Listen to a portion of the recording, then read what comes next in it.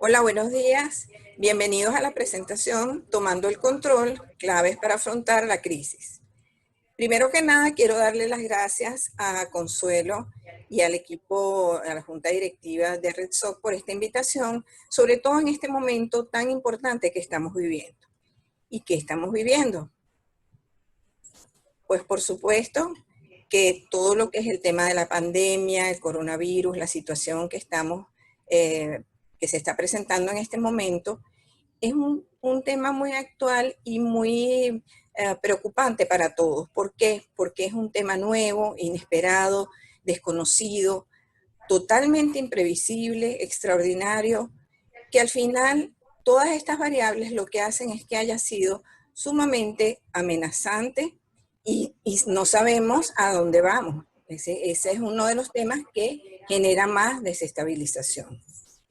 Esta situación además ha afectado a todos los países, a los diferentes países en temas de salud, en temas de economía, en la parte política, en la parte social sobre todo, con unas consecuencias que aún también se desconocen y que cada uno de los países está tratando de solucionar. De manera que al ser algo mundial, termina siendo algo que nos arropa a todos y en consecuencia trae también unos factores que nos afectan como son la alteración de nuestro día a día, la alteración de nuestra estructura, el ver interrumpidas el logro de nuestras metas, si estamos iniciando algún proyecto también se ha visto interrumpido, la cercanía con nuestros familiares, las vinculaciones sociales, la limitación a un espacio físico que a veces nos hace sentirnos confinados o con pérdida de nuestras libertades.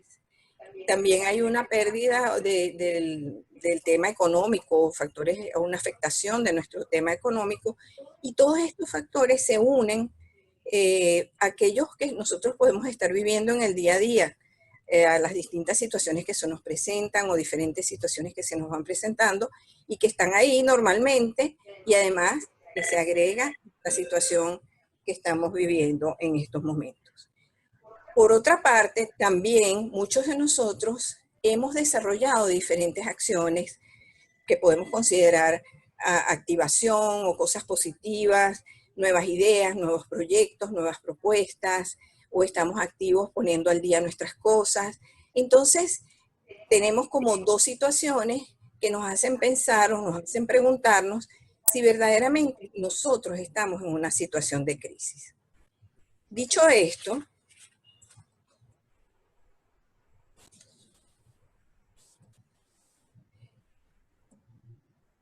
nosotros lo que sí es importante saber es que a lo largo de toda la vida, toda persona puede vivir alguna situación de crisis, pero está en sus manos desarrollar los recursos que le permitan superarlas e incluso salir fortalecidos y preparados para eventos futuros.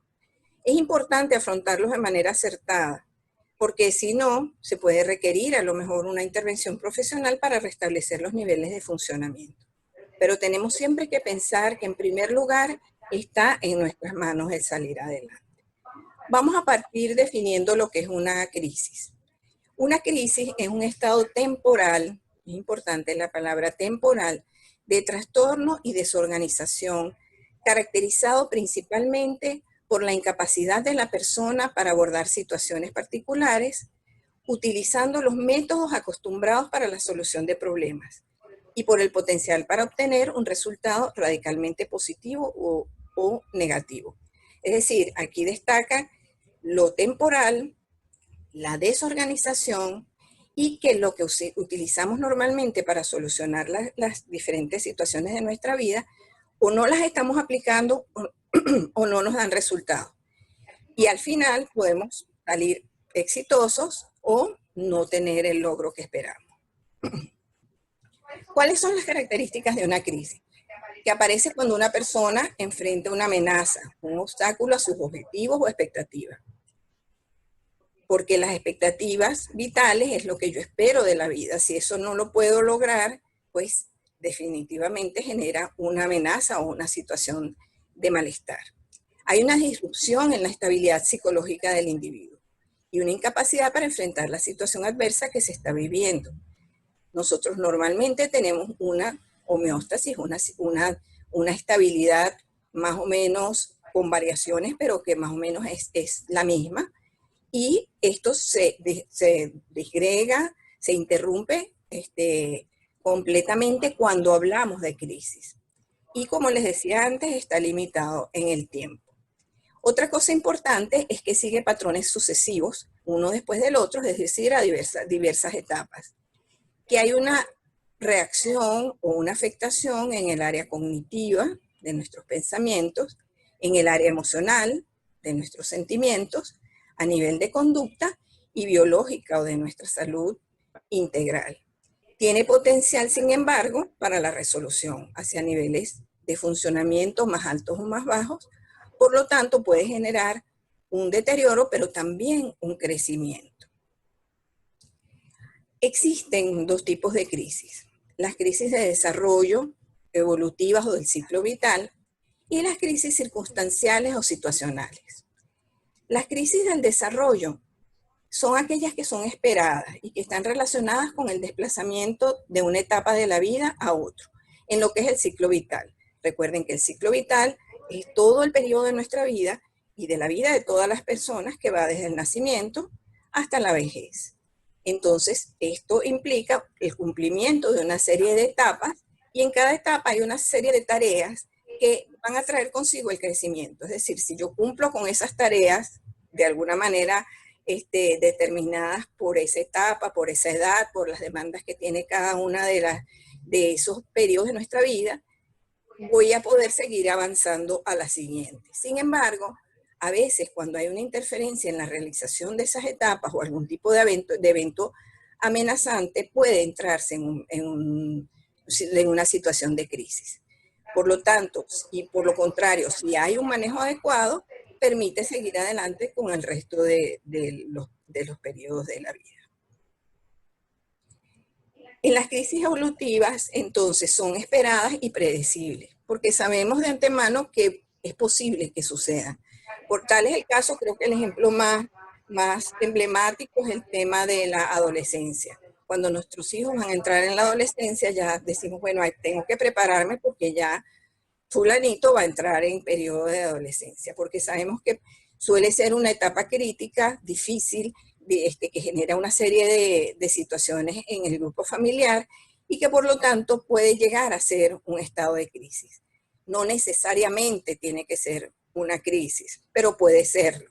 Eso es algo importante. No es que todas las etapas van a desarrollar, en todas las etapas se va a desarrollar una crisis, sino que puede haber un estado de crisis. Por ejemplo, aquí tenemos algunos ejemplos. El nacimiento, aprender a caminar, el sentido de independencia, es decir, que desde que el bebé nace, que hay un cambio en estar en el vientre de la madre a salir hacia afuera y tener todas esas demandas y cambios tan importantes que está teniendo en su vida después del nacimiento, si no tiene la respuesta de una madre que lo protege, que lo ayuda a sobrellevar todas esas situaciones de diferentes que está empezando a vivir y que pudieran generar sufrimiento y malestar, pudieran generar algún tipo de crisis a ese nivel. Y así sucesivamente la vida nos va demandando distintos temas, distintas acciones que se presentan de acuerdo con las situaciones a las que nos vamos incorporando. Por ejemplo, cuando vamos el ingreso a la escuela, si el ingreso a la escuela, al colegio, es una situación que no está bien manejada de parte de los padres o de parte del docente, puede ser una situación de crisis para el niño. Y por eso es que vemos además que hay niños que presentan dificultades para este ingreso y otros niños que lo manejan o se maneja de manera adecuada y no generan ningún tipo de malestar o de sufrimiento. Aquí hablamos de la adolescencia, el ingreso a la universidad, el matrimonio, la concepción, el parto, la lactancia. El parto o el nacimiento de un bebé también genera muchas veces desestabilización en la madre y por lo tanto puede ser un detonante para el desarrollo de una crisis, porque hay un cambio muy importante en la vida de la persona, en la vida de la mujer. Y si ella tenía una serie de proyectos o si no era un embarazo deseado, puede tener unas consecuencias muy distintas a si es bebé esperado, planificado, y por lo tanto algo preparado y preestablecido. Por eso el embarazo cuando es adolescente rompe un poco porque no es una crisis esperada, no es una situación esperada, puede desarrollar una crisis. Luego tenemos también las crisis de mediana edad, la menopausia, la etapa del nido vacío cuando los hijos se van, la vejez, entre otros. Las otros tipos de crisis son las crisis circunstanciales. Son las crisis accidentales, inesperadas, imprevisibles. Y muchas veces están determinadas por factores ambientales. Las características de las crisis situacionales es que es repentina, aparece de golpe, es inesperada, no puede ser anticipada, es urgente, pues amenaza el bienestar físico, psicológico, puede ser masiva, que afecte a muchas personas o en muchas circunstancias de la vida al mismo tiempo, por ejemplo, los desastres naturales, o por ejemplo, lo que estamos viviendo nosotros, que es una pandemia que nos afecta a todos o a muchos en un mismo momento. Y como siempre, puede ser una oportunidad, pero puede ser también un peligro. Es decir, que la crisis puede desembocar en un mejoramiento o en un empeoramiento de la situación de la persona. Entonces, como vemos, la pandemia, lo que estamos viviendo, es una crisis, puede generar crisis circunstanciales. Entonces, ¿qué es lo que causa una crisis? ¿Por qué se desarrolla una crisis? ¿O puede desarrollarse? Bueno, se desarrolla cuando hay un evento precipitante que afecta la funcionalidad de las estrategias de afrontamiento desarrolladas. Todos nosotros desarrollamos a lo largo de la vida diferentes maneras de afrontar y de solucionar, de afrontar las cosas y de solucionar los problemas. Sin embargo, en el momento de un generador de crisis es cuando esas estrategias que nosotros conocemos, que hemos aprendido, que hemos desarrollado, no funcionan, no dan resultado o simplemente hay algo que me bloquea y no me permite utilizarla. Y es cuando se produce un estado de crisis. Es decir, que normalmente nosotros vamos a desarrollar estrategias de afrontamiento, bien sea aprendidas o bien sea autogeneradas en un momento determinado. Pero si no funcionan, ahí es cuando se desestabiliza ese equilibrio psicológico de la persona. El evento precipitante puede ser externo o interno. Externo es algo que está afuera, que me genera amenaza, que determina una situación de peligro, o interno tiene que ver con la percepción que yo tenga. A lo mejor para dos personas que viven una misma situación, el evento externo puede ser muy amenazante o no serlo, porque su percepción no, para esa persona su percepción no resulta tan amenazante. Entonces, un evento precipitante puede percibirse como una amenaza o peligro, real o percibida, como ya lo mencionamos, a la integridad física, psicológica o social, a las necesidades o al proyecto de vida. El proyecto de vida es aquello que nosotros establecemos como la línea que yo voy a seguir para mi vida. Yo voy construyendo cosas en mi vida que me van llevando por un camino. Y ese camino es lo que yo proyecto, lo que yo visualizo, hacia dónde voy. Si ese proyecto de vida o eso que yo visualizo se ve interrumpido, por ejemplo, un divorcio, si mi proyecto de vida era casarme, tener una vida junto con esa persona, tener una casa, tener unos hijos, y ese por alguna situación se ve interrumpido por una separación, por un divorcio, mi proyecto de vida se ve alterado y eso puede ser un generador de crisis. No necesariamente, pero pudiera ser. Luego puede percibirse como una pérdida de una persona, de una habilidad, de una actitud. Puede ser un obstáculo a mis objetivos o expectativas de vida o un reto que amenaza con sobrepasar las capacidades de la persona. Es decir, algo que yo estoy viviendo o tengo que hacer o desarrollar y resulta que siento que no voy a poder con eso. Y se convierte en un evento precipitante y por lo tanto puede ser generador de crisis. Entonces, esa amenaza percibida sobre el bienestar físico, psicológico o social del proyecto de vida se relaciona con el impacto que va a tener ese evento precipitante. Entonces, la percepción del evento precipitante más va a generar una interpretación del evento. Acuérdense que depende de cómo yo lo perciba, lo interpreto de manera diferente. De acuerdo con la interpretación va a tener un impacto emocional determinado que a su vez va a generar o pudiera generar una desorganización o desequilibrio, y es lo que va a desencadenar un estado de crisis. De manera que la forma como se conceptualizan las crisis repercutirá en la forma como yo voy a ver el mundo a partir de la situación. ¿Y de qué depende esta percepción y por qué para todos nosotros es diferente? Porque la historia personal y las experiencias anteriores son determinantes en la manera como percibimos las cosas. La vida que yo haya tenido, las características de mi dinámica familiar, de la relación con mis padres, los momentos en que yo haya vivido en mi vida a lo largo de toda ella, va a ser determinante para establecer la manera como yo voy a percibir las cosas.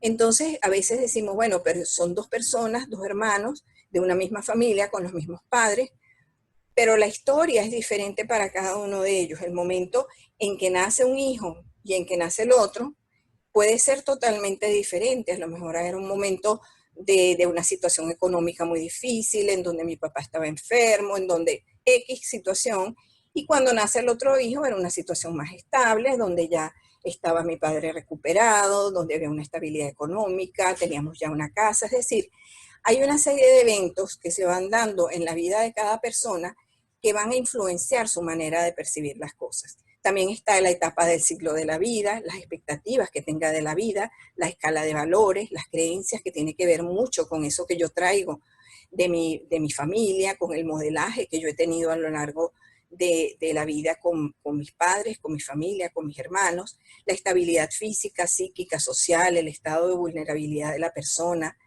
los recursos materiales, personales y sociales de cada uno, el manejo de la pérdida y la frustración y las redes de apoyo con las que yo cuente. Esto es un factor muy importante y fundamental que vamos a seguir conversando más adelante.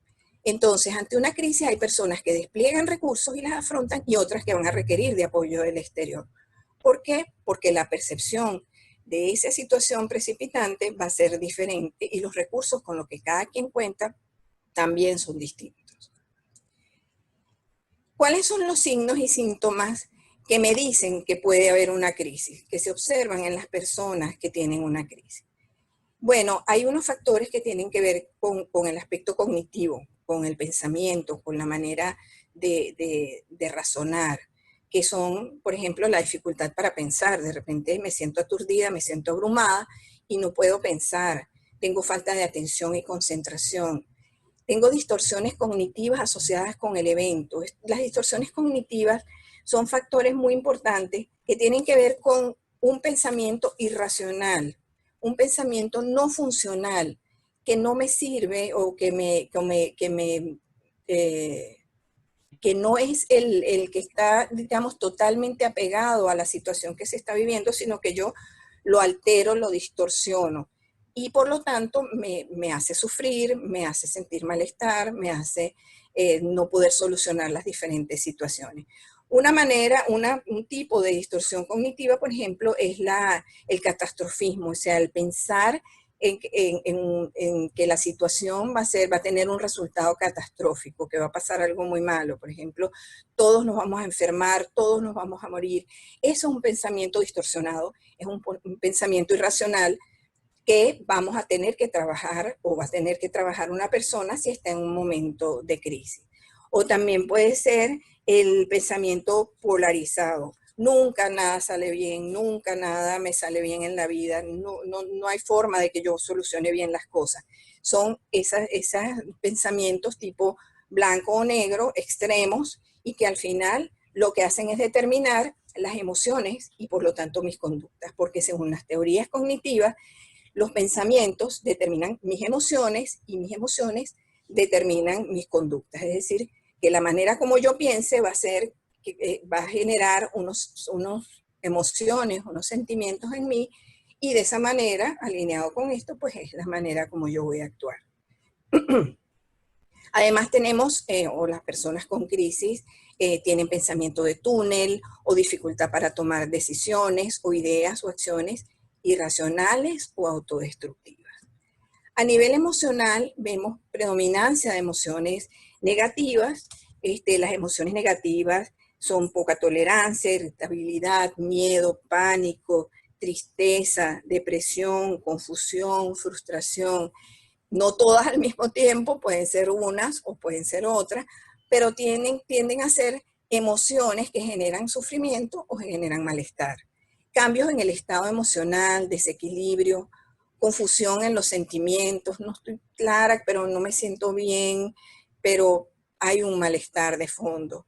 Vulnerabilidad emocional, la persona fácilmente cambia de una emoción a otra o fácilmente explota, fácilmente o por cualquier cosa comienza a llorar.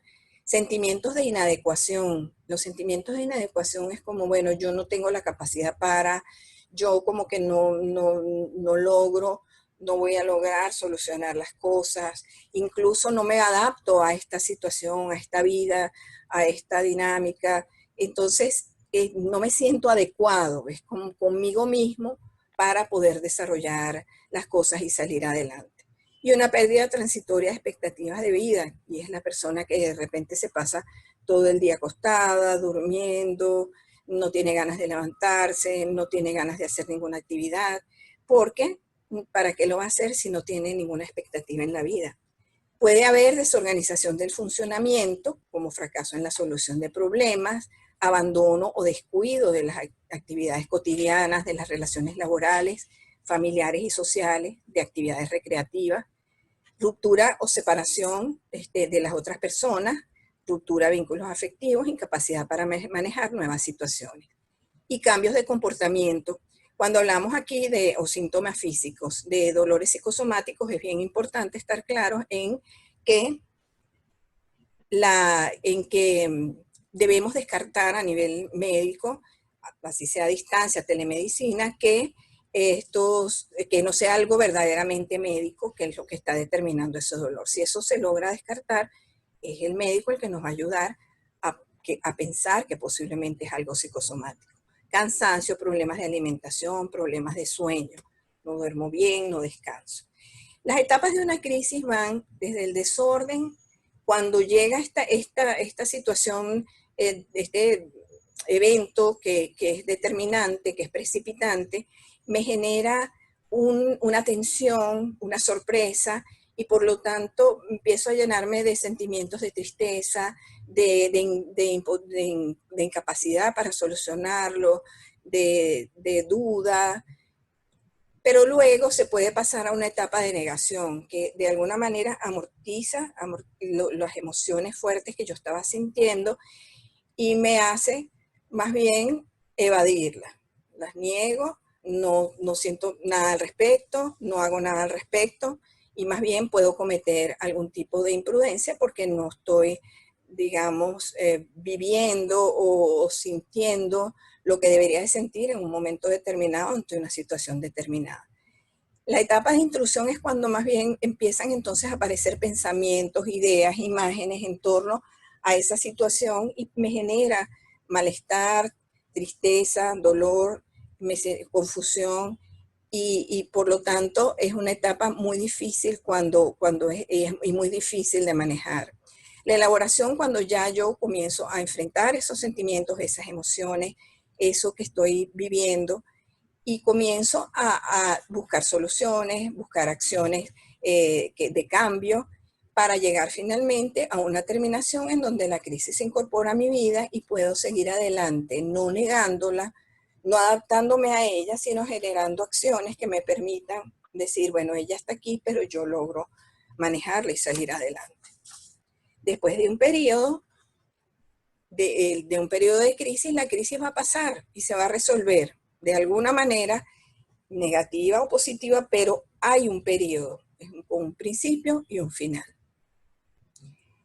Las variables que intervienen en esa evolución de esa crisis son la gravedad del suceso, la intensidad, duración, continuidad, grado de interferencia con nuestra vida haya tenido, cuáles son los recursos con los que cuento, personales, sociales y materiales. Para una persona, como vemos aquí, que está enferma, Es muy distinto estar sola a tener un grupo social o familiar que lo apoye en el momento de una enfermedad. De no haberlo, puede ser un determinante para el desarrollo de una crisis. Entonces, ¿qué podemos hacer? La presentación la llamamos tomando el control porque debemos tomar esa situación con nuestras manos. Es como que si agarramos un carro y agarramos el volante y el carro va para todos los lados, incluso se puede ir por un barranco, desviarse del camino. Nosotros está en nuestras manos el tomar el control y el dirigir el carro hacia donde queremos ir. Y es nuestra responsabilidad hacerlo. Por eso el símil del volante y de manejar el carro. ¿Por qué? Porque somos responsables de nosotros mismos y de cómo afrontar lo que sucede. Cada quien es responsable y tiene responsabilidad consigo mismo. El compromiso es con nosotros mismos. Y por lo tanto somos nosotros quienes debemos desarrollar las estrategias para afrontar, para salir adelante. Y ver que las crisis pueden tener, es verdad, situaciones amenazantes y de peligro, pero también pueden ser situaciones de oportunidad, porque son momentos cruciales que nos permiten el discernimiento, la toma de decisiones y por lo tanto nos permiten generar cambios. Es decir, que las crisis pueden ser oportunidades de crecimiento y desarrollo personal para aprender y prepararnos para ser personas resilientes o peligros si no se afrontan correctamente. Fíjense que este es el primer momento en donde yo hablo de resiliencia, porque la resiliencia no es igual que un afrontamiento. Podemos afrontar, podemos adaptarnos, podemos hacernos fuertes ante una situación determinada, pero el tema resiliencia va mucho más allá. El tema resiliencia es aplicable ante situaciones donde hay una situación de destrucción, de un trauma en la vida que lleva a la persona a reconstruir su vida, a volver a ser, a volver a crear su vida. Por lo tanto, cuando hablamos de resiliencia, es sobre todo cuando una persona ha vivido una vida muy difícil, como los niños de la calle, las guerras, niños que han sido maltratados o abusados sexualmente durante muchísimo tiempo. Es decir, temas que son muy fuertes y que han destruido situaciones destructivas de la vida, en donde la persona tiene que volver a hacerse, volver a crearse. Y por lo tanto, si esa persona ha tenido o ha logrado de superar situaciones difíciles y crisis, como estamos tratando nosotros de manejar en este momento, y desarrolla estrategias de afrontamiento, es posible que de tener situaciones tan fuertes y traumas y traumáticas como las que estamos mencionando, pueda salir adelante de una manera mejor o irla rehacerse de una manera más eficiente, si se quiere, por decir una palabra, que otra persona que no ha desarrollado o que no ha tenido una base tan sólida o tan fuerte como aquella otra, ¿no? Cuando nosotros hablamos del manejo de las crisis, vemos que hay dos procesos. Hay un proceso de valoración primaria y uno de valoración secundaria. La valoración primaria se refiere a qué debemos hacer con el problema y los riesgos que conlleva. Y la secundaria se refiere a los cambios que debemos hacer con los aspectos subjetivos, con las emociones, con los pensamientos, con las conductas. Y vamos a trabajar ambas. Entonces, ¿qué es lo que podemos hacer? En primer lugar, conceptualizar lo sucedido. Es decir, revisar cuál es la causa, qué es lo que nos llevó a esa situación, qué es lo que verdaderamente nos afecta. Porque, por ejemplo, es muy distinto una persona que ante esta situación de pandemia, su temor más grande, o la situación, el evento precipitante es el temor a enfermarse, a morirse, a una persona que la pandemia puede ser el detonante inicial, pero lo que verdaderamente le afecta o ve como un evento precipitante es no lograr sus metas, no alcanzar sus metas, no poder desarrollar el emprendimiento que quería desarrollar, no poder seguir adelante, no estar seguro si sus hijos van a poder terminar el año escolar.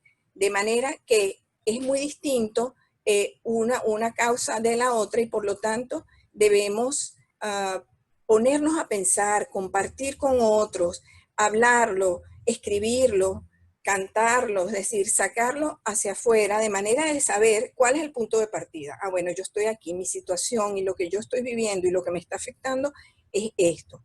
Una vez que esté definido y que estemos claros en qué es lo que me genera sufrimiento o malestar, entonces empiezo a pensar qué es lo que estoy sintiendo, qué es lo que estoy pensando. Para esto es conveniente observarse, identificar entonces cuáles son esos pensamientos que vienen a mi mente, si son catastróficos, acuérdense que hablamos de que podían ser siempre negativos o con frecuencia negativos o extremos, y que al final, si nosotros logramos darnos cuenta que esto está pasando, es la manera en que podremos manejarlos y podremos pararlos. Entonces tenemos además la autoinculpación. Yo me culpo por lo que está pasando. Ese tipo de pensamientos debemos tratar de controlarlos y ya vamos a ver cómo lo vamos a hacer. También las emociones que ya mencionamos, el enojo, el miedo, el pánico, es decir, identificar qué es lo que estamos pensando y a raíz de esos pensamientos, qué es lo que estamos sintiendo, ese malestar, ese sufrimiento, qué es lo que me hace sentir tristeza, rabia, frustración. Entonces, ¿qué podemos hacer? Desarrollar pensamientos adaptativos. Después que hay distorsiones cognitivas, o sea, que tenemos pensamientos irracionales, debemos hacer una reestructuración cognitiva, que es reinterpretar esa idea. Esa idea será realmente, tratar de ser objetivos, será realmente lo que está sucediendo, contrastarlo con otras personas, validarlo, a ver si eso que yo pienso es cierto o no es cierto y cuáles partes son ciertas y cuáles no. Analizarnos, sopesar la idea, evaluar sus partes, de manera de poder irla suavizando. Si son extremas, si son pensamientos muy intensos, irlos bajando, irlos moderando. Y como decía, buscar el apoyo con otras personas en caso de ser necesario. Luego, alcanzar el control de las emociones. La autonomía emocional. ¿Cómo podemos hacerlo? Primero pensando que nosotros, como decíamos al principio, somos responsables de nosotros mismos y por lo tanto debemos dominar la situación. Las emociones son nuestras y nosotros somos quienes debemos controlarlas. Debemos hacernos cargo de nuestras emociones, no dejar que vayan a la deriva y bueno, es que me siento hoy triste y mañana veré cómo me siento y es que yo estoy en un estado que no sé qué es lo que voy a hacer. No, tú está en tus manos el asumirlo, el controlarlo, porque además es tu responsabilidad, porque son tus sentimientos y tus pensamientos. De manera que estamos claros en que se puede dominar la situación independientemente de cuál sea. Una cosa es la situación y otra cosa son las emociones. Es decir, tratar de evitar que la crisis sea la que dicte mis emociones, sino que una vez que yo sé cuál es la crisis, qué es lo que me está generando ese malestar, pues yo puedo dominar esos sentimientos que se derivan de ello. Desarrollar la propia confianza en que podemos resolver esas situaciones que se nos están presentando, revisar nuestras fortalezas, los recursos, qué cosas nos han dado resultados en otras situaciones y que hemos salido airosos con el uso de esas estrategias, de esas acciones, que la solución sepamos que puede venir de nosotros, de la propia persona, y ver qué es lo que esta situación me permite, me impide, pero también que me permite, qué cosas más bien me ha permitido desarrollar. Es decir, tener un optimismo básico de que vamos a salir adelante. También debemos desarrollar la confianza en nosotros mismos y en que podemos solucionar esos problemas con esos recursos y capacidades. Podemos utilizar la estrategia de resolución de problemas, que es una vez que definimos cuál es, o hacemos el diagnóstico de cuál es la situación, planteamos diferentes alternativas de solución de problemas. ¿Y por qué planteamos varias alternativas? Porque algunas van a dar resultados y otras no. Y ser creativos, hacer cambios y estar dispuestos al cambio, a la flexibilización para poder salir adelante y generar nuevas respuestas y nuevas situaciones. replantearnos las metas personales, los proyectos de vida, evitar la rigidez, pero es que mi meta era esta, pero es que yo tenía que montar un negocio. Bueno, pero a lo mejor yo puedo hacer un negocio virtual, puedo vender las cosas que había comprado a través de las redes. Es decir, repensar qué otras cosas puedo hacer e incluso nuevas propuestas. A lo mejor es el momento de escribir el libro que he soñado con escribir. Es decir, ir generando nuevas opciones nuevas y distintas que quizás nunca me había planteado. Por eso es importante el compartir con otros, el hablar, el fortalecer los recursos sociales, el no aislarnos, bien sea a través del teléfono, si estamos en un grupo familiar con los demás miembros de nuestro grupo familiar, o a través de los medios virtuales. Si hay algo bueno que hay en este momento, son los medios virtuales para poder comunicarnos y podemos establecer una relación que se mantenga constante y cercana a través de estos medios. Lograr la vinculación productiva con las actividades cotidianas, volver a reorganizar nuestra vida, asumir las rutinas. Nunca va a ser idéntica porque de repente si tenemos a los niños en la casa es más difícil, pero debemos nosotros estructurarnos y tratar de estructurarlos a ellos y que además nosotros sirvamos de modelo para ellos. Y ir retomando el día a día, levantarnos temprano, cumplir con un horario, hacer nuestro desayuno, almuerzo y cena, y eso le da normalidad a mi vida en medio de una situación que verdaderamente no es normal, pero que yo la voy a tratar de controlar. Cuidar nuestro cuerpo y nuestra salud, además de hacer ejercicios, alimentarnos bien, dormir bien, seguir nuestros tratamientos médicos, relajarnos, meditar, y podemos hacer consultas médicas a distancia porque ahorita hay muchas opciones de telemedicina. Y quería agregar aquí la hidratación. Se nos olvida que la hidratación como parte de nuestra alimentación es también muy importante. Incorporar actividades recreativas y diversión que generen emociones positivas, retomar esas cosas que nos gustan hacer, nuestros hobbies, nuestros juegos, cantar, bailar, leer, conversar, ver películas, todas aquellas cosas que me permitan sentirme bien. Ayudar a otros es una manera de sentirme fuerte, de sentirme útil y por lo tanto refuerza los sentimientos positivos que podemos tener como personas, y controlar el consumo de información de los medios y las redes sociales y limitarlos a unos momentos determinados, evitar que sean en el momento antes de acostarnos a dormir para no llenarnos de pensamientos negativos. Entonces, una crisis personal o vital no es un trastorno en sí, pero si sentimos que tenemos dificultades, podemos pedir ayuda y en estos casos podemos ir a terapia, buscar la ayuda de un profesional para poder salir adelante. ¿Y cómo sabemos que se soluciona la crisis? Cuando sentimos que se restaura el equilibrio psicológico, cuando dominamos de manera eh,